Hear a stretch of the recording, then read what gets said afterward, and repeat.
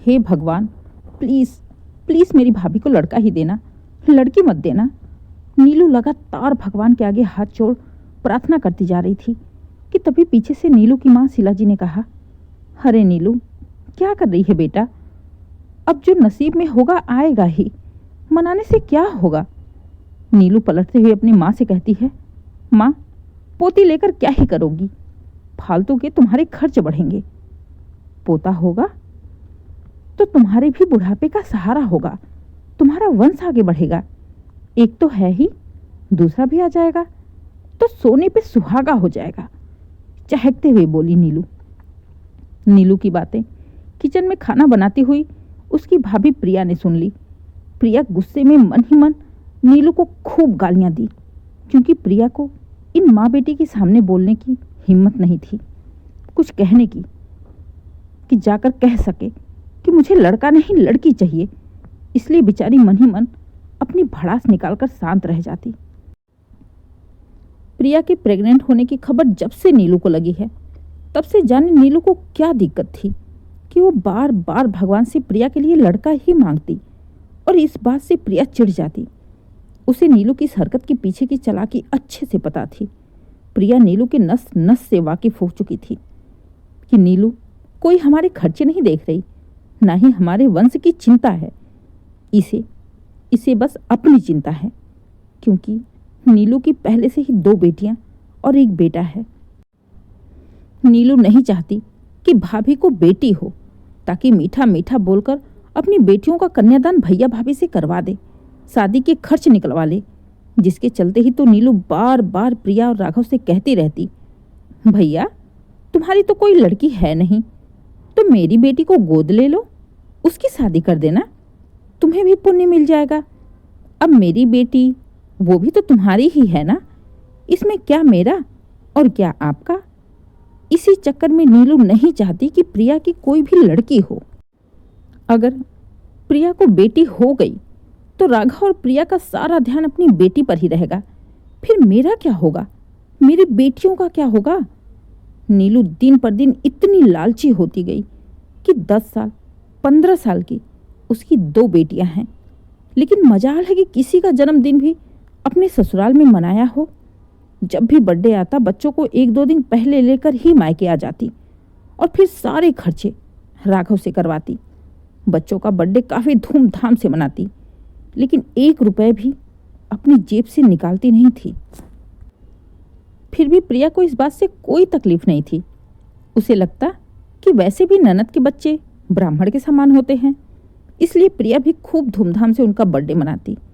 इसके बावजूद भी नीलू इतनी स्वार्थी हो गई थी कि वो लगातार भगवान से यही मनाती कि प्रिया की बेटी ना हो, और बातों ही बातों में प्रिया को भी कहती, भाभी चिंता ना करो, अगर बेटी नहीं हुई तो क्या हुआ, मेरी भी तो बच्चियां हैं, वो आपकी ही तो हैं। नीतू की बातें सुन सुनकर प्रिया खून का घूंट पी के रह जाती, लेकिन नीलू को कुछ भी नहीं कह सकती, क्योंकि उसे अपने भगवान पर पूरा भरोसा था। वो दिन रात मन ही मन भगवान से मनाती रहती, और आखिरकार भगवान ने प्रिया की सुन भी ली, और वो दिन भी आ गया जिसका प्रिया को बेसब्री से इंतजार था। एक प्यारी सी गुड़िया प्रिया की गोद में खेल रही थी, जिसे देख देख कर प्रिया का मन नहीं भरता था। जितना ही प्रिया इस समय 7वें आसमान पर थी, उतनी ही नीलू भतीजी को देख देख कर अंदर ही अंदर जल भून कर रह जाती। लड़की का नाम सुनते ही उसका मुंह बन गया था, क्योंकि उसे तो लड़का चाहिए था। एक तो उसका प्लान बढ़िया जाता, दूसरा अच्छा खासा मोटा नेक भी मिलता। फिर भी प्रिया ने अपनी बेटी के होने पर नीलू को अच्छा नेक दिया, जैसा उसने बेटे पर उम्मीद किया था। लेकिन अब प्रिया के लिए एक सबसे बड़ी आफत और हो गई। अब प्रिया अगर अपनी बेटी के लिए एक कपड़े भी मंगवा लेती तो नीलू उन कपड़ों को बड़े ही ध्यान से देखती, उलट कर पलट कर। वाह भाभी, कितने मुलायम है, कितना अच्छा है। भाभी, जब इतने अच्छे कपड़े थे तो ये नहीं कि अपनी भांजियों के लिए भी मंगवा दो, वो भी तो लड़कियां ही है ना। अब प्रिया के लिए सबसे बड़ी आफत ये थी कि अगर वो अपनी बेटी के लिए छोटी से छोटी चीज भी खरीद लेती तो नीलू तुरंत उससे कहती, क्या भाभी, अपनी बेटी के लिए मंगाई, ये नहीं कि भांजियों के लिए भी मंगवा दे। आए दिन नीलू ससुराल से भाग भाग कर मायके ही रहती। देखते ही देखते प्रिया की बेटी 1 साल की हो गई। बर्थडे के दिन प्रिया ने बेटी के लिए एक प्यारा सा फ्रॉक मंगाया था। फ्रॉक वाकई में बहुत सुंदर था। उसके सेट का ही प्रिया ने ज्वेलरी और सैंडल भी मंगवाए थे, जिसे देख देख नीलू जल कर रह जाती। उससे रहा नहीं गया तो तुरंत ही प्रिया के पास जाकर कहती है, भाभी, ये नहीं कि अपनी भांजियों के लिए भी ऐसा ही कपड़ा ऑर्डर कर दे, वो भी बर्थडे में पहन लेती। अब तो प्रिया की बर्दाश्त की क्षमता खत्म हो गई थी। आखिर कब तक बर्दाश्त करती। अपने साथ जलन तो कोई भी बर्दाश्त कर सकता है, लेकिन जब बात बच्चों पर आ जाए तो ज़्यादा दिन तक सहना मुश्किल होता है। इसलिए प्रिया ने भी पलट कर जवाब दे दिया, दीदी, वो मेरी 1 साल की बच्ची है, आज उसका पहला बर्थडे है। और आपकी बेटियां, एक 10 साल की, एक 15 साल की। 1 साल के बच्चों के कपड़ों में और 15 साल के बच्चों के कपड़े में अंतर नहीं होता। आपकी बेटियां ऐसे कपड़े पहनेंगी। आप ऐसे लालच में अंधी हो गई कि आपको ये भी समझ में नहीं आ रहा कि आप क्या कह रही हैं। ऐसा कौन करता है? आप करती हैं। आप जब भी अपने बच्चों को कपड़े लेती हैं या अपने बच्चों के लिए कुछ भी लेती हैं, तो क्या अपनी ननद के बच्चों के लिए लेती हैं? आज तक लिया है कुछ भी आपने अपनी ननद के बच्चों के लिए? बस, एक तो पार्टी की भीड़ थी, ऊपर से प्रिया का जोर जोर से बोलना। सबकी नजरें प्रिया और नीलू पर पड़ी। नीलू तो बिल्कुल सकपका गई। उसका चेहरा सफेद पड़ गया। डर गई वो। उसे विश्वास ही नहीं था कि भाभी इस तरह सबके सामने उसे बेइज्जत कर देंगी। तभी शीला जी भागते हुई प्रिया के पास आकर उसे डांटते हुए कहती हैं, बहू, ये क्या बदतमीजी है?